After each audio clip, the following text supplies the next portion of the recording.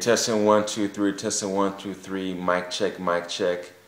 I'm shooting a video diary for my therapy.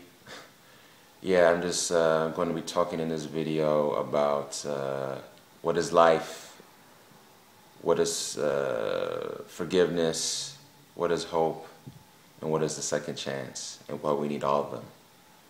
And hopefully this would benefit me and others that watch this. And I have my friend here. He's going to be holding the camera while I talk for about maybe 5 minutes or less. I don't know. So hopefully this will be a good video, and this will be just another one out of many, God willing, inshallah, to help me heal and overcome the pain I'm going through. All right, peace and enjoy.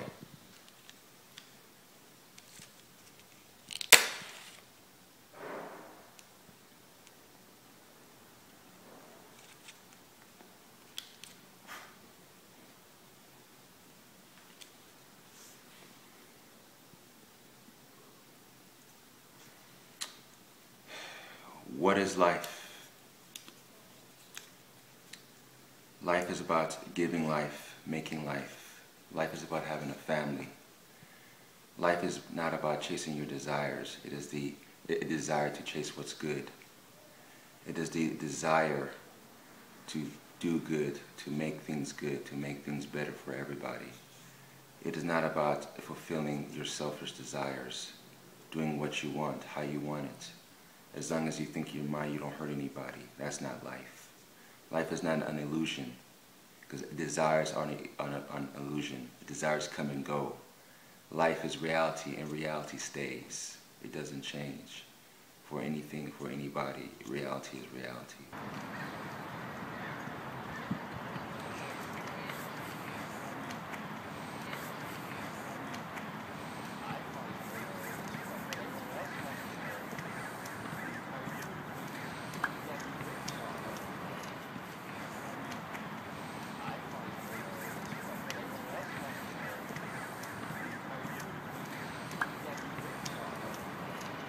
Assalamualaikum. Waalaikumsalam. How are you?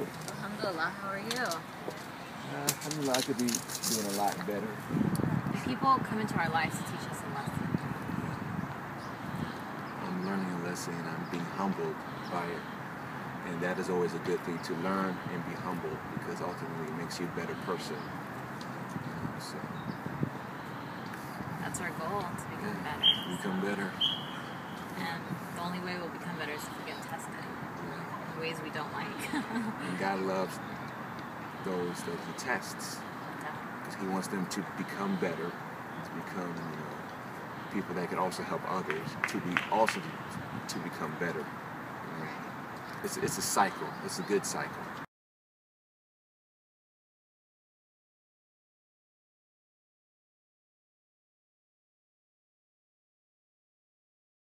What are you going through?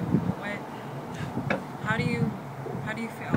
Well, right now I'm going through like a lot that has challenged my thinking, my emotions, shaking my foundation of faith, but not destroyed it, but just shaking it, because I always wanted hope in everything. There's a bad thing I'm going through, experiencing, or seeing, or feeling. I want hope at the end of it. I want to see light at the end of the tunnel. For whatever reason, I know there's hope. I know there's light at the end of the tunnel, but I can't get it. It's elusive. It's always hiding from me. I mean, I've been heartbroken before. I've been divorced. I've been through, I've been engaged. I've been through all that. Everybody has, basically, and they somehow overcome that after maybe months or weeks or days or even years.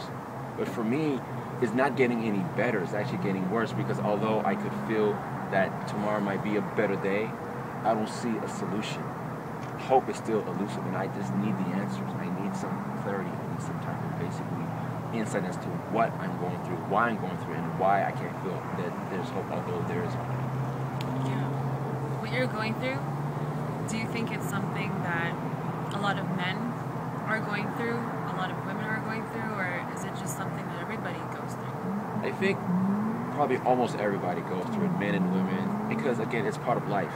Life is a test, it's a cycle, it's challenges, it's not a freebie, in other words. You have to be challenged. Your faith is tested because, you have to be proven sincere to God. It's not like you just say, I have faith, but yet you're not, you're not able to prove it. So I believe that people are able to deal with this and they experience it, but for me, this one, I just can't really deal with it.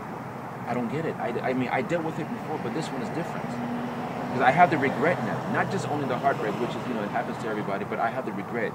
What if I had done this? What if I had not done that? So I look back into the past to see if I had done this or not done that, then I wouldn't be right here, like this. So that's the regret I have. And that makes me confused, makes me even hopeless. And I just need a way out of this, because it's getting worse. I want to ask you, why do you feel inclined to ask women their perspective on the situation versus men? Do you think that maybe we go through this and experience it in a different way and handle it different? Or is it because you were impacted by a female that you want to hear the feminine perspective on it? All the above. Because for one, I'm a man, I don't understand how a man feels. It's very easy to say, just find another girl, move on, and that's it, end of story. But that doesn't solve the problem. That does not get to the gist of what I'm going through. That's not the issue there. It's not the issue of moving on. The issue is making sure that I don't have any more regrets. Yeah. Okay, yes, I'm heartbroken. Okay, that's life. It's done as it. But I want at least to have closure. Closure in whatever way is closure, meaning that, I could come to a term that she could come to, and we could agree, whether it's a divorce, whether it's whatever. As long as there's closure, because there's peace in closure. There's no peace when you have an open wound. I have an open wound right now. There's no peace, there's no closure, so I'm still hurting. I'm still in pain. So a woman's perspective is much more deep because they really understand how complex love is and emotions and heartbreak. Men tend to take it from more of a simplistic point of view. Find somebody to move on, that's it. But women tend to really experience it in a way that they really are more profound in their perspective and their insight and their experiences. Because women and men, although we're the same in many ways, our perspectives on a lot of things are not exactly the same. No, they're not. They're not. I mean, that's why we're men, and that's why there's women. I mean, there's for a reason. There's young, old, fast, slow, fat, young, smart, dumb, men, women. There's duality. That's duality. what it is. Yeah. So one thing that I've learned that is really important that I'd like to share with you is just balance. It's not that males and females are so different from each other. Now, generally, we say that women are more emotional, and so we deal with our emotions. We reflect, we contemplate, we evaluate, we write, we go through things, and we experience them, we share them with our friends. And then men are supposed to be more logical and straightforward and just go from action to action to action. More reserved, less in tune with their emotions, and more aggressive. So what I've learned is that it's the balance within ourselves of the masculine and feminine energies. So what's going on right now is you've probably been so male your whole life. Do you think that's how you've been raised to be? Yeah, of course. You have to be natural. Now you're going through something where you're opening up to realizing that you have the feminine within you as well. That you have emotions, and you're sad, or happy, or you're the extremity of sad or happy. But they're simply just emotions. Emotions are illusions. They're not real. That's something that's really profound for me, that I've learned. Actually, a book, The Four Agreements, one by Don Miguel Ruiz, he talks about how we create our dreams, and our life itself is a dream. When you're sleeping, you're having a dream, and you're in a state of consciousness. When you awake, what's so different from that dream world? You're still having a reality experience, except for now you're physical with it too. But in that dream state, you're still physical. It's like literally you're just having another experience, another shift of consciousness, another way of living. So what we have to realize is that when we wake up and we attune ourselves to this state of consciousness, we have to remember that it in itself is a dream too. And we can manifest what we want. We can dream lucidly in this realm. That's the beauty of it. Not everybody can dream lucidly in that state of consciousness when we're actually dreaming. But here we are the controllers of our lives. Now, you need to know what you want to control. You're not able to control your emotions.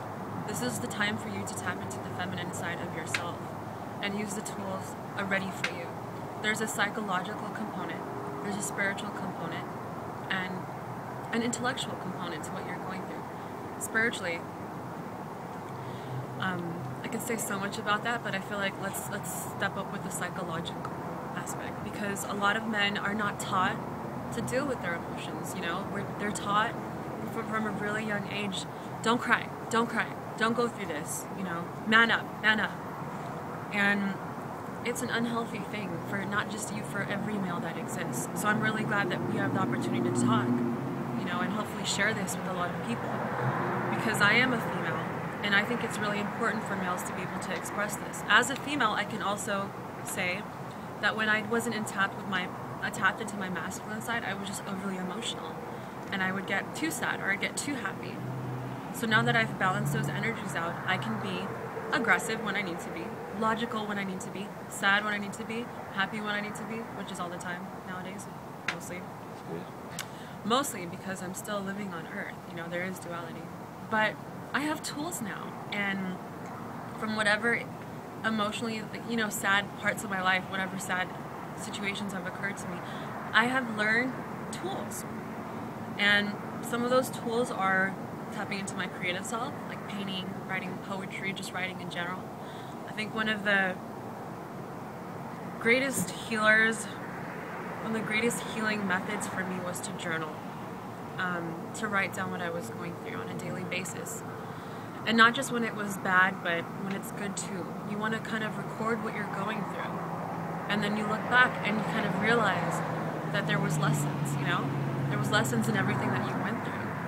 And you had to go through everything that you went through to get to where you are now.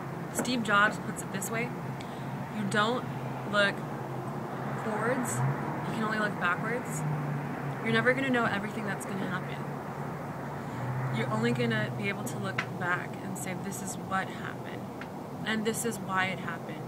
They say everything happens for a reason, and I had a lot of trouble with that quote because everything doesn't happen for a reason.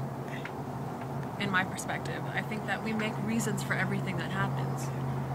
In that sense, everything negative that you go through is an experience for you to learn something. You become the master of your destiny. You become the painter of your master canvas, the writer of your ultimate script, okay? You're like the creator of your life from this point on. Now, everything that happens to you in a negative way, you have the choice of how you're going to perceive that event or situation. You can be depressed about it. And every moment you're making that decision to be depressed. That's what you have to realize. Psychologically, your neurons are programming themselves to actually create habit out of your thought. So how do you want to program your thoughts? You're like a computer. You're the master computer as a human being. Your brain is very powerful.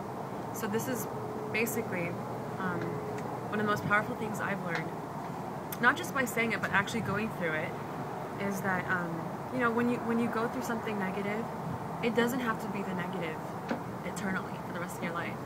It can actually turn into a positive by it being a lesson. And if you learn something from it, and if you use reflection and contemplation, if you journal, if you write, if you meditate, if you pray, if you use all these resources to help you get to that space, if you're creative, if you're shooting films, if you're talking with your friends, you're healing.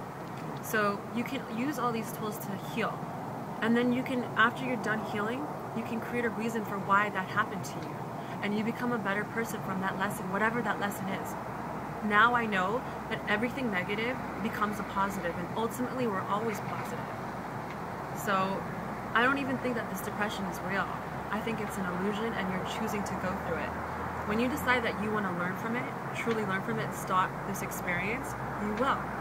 But you have to be willing to go through this with grace, with absolute grace, and realization that this is happening for whatever reason you want it to happen.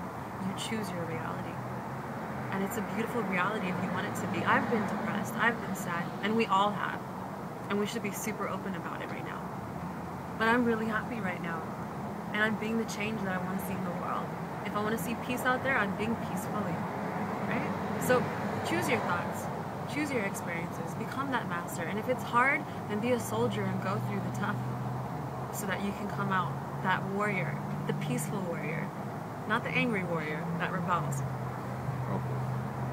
Again, I need hope. What you just enlightened me to a point where hope is attainable, not just it's just a dream, it's a reality. I just have to go for it and grab it. I can't thank you enough for your wisdom and insight. your feedback, and you coming out here, me coming out to you, and seeing, hanging out with you. In Spain, right? In Spain, in yeah. the hills of Spain. Spain, but by France. Over there is France, so. But Morocco was you know, Yeah, across the I don't know water. why we chose Spain. Or we could have gone to Morocco. Morocco's even more beautiful. I know. But Spain is cool. We love Spain. It's awesome. And this is where we chose to shoot and talk and connect. Connect once again. So, you know what? I just want to thank you for actually being a very brave person, for being a male who's not afraid to speak his mind and go through his emotions. You're actually an example to a lot of men out there. And I'm thankful to you that you choose to create something out of your silence. So, from the feminine perspective, I congratulate you. From the masculine perspective, the world needs you to consistently speak. So I'm thankful to you. Thank you.